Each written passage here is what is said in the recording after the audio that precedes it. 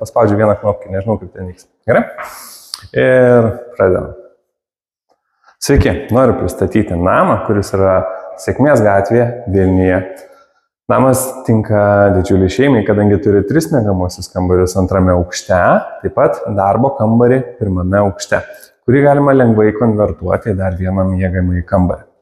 Šiuo metu mes esame svetainės ir virtuvės zonoje.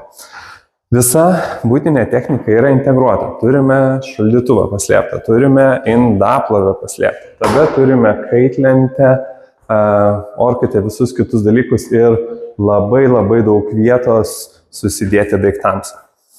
Priderinta yra ir didžiulė spinta, kurioje nebūtinai reikia laikyti su virtuvė susijusius dalykus, tačiau spalvos visos dera ir jinai labai gražiai įsikomponuoja.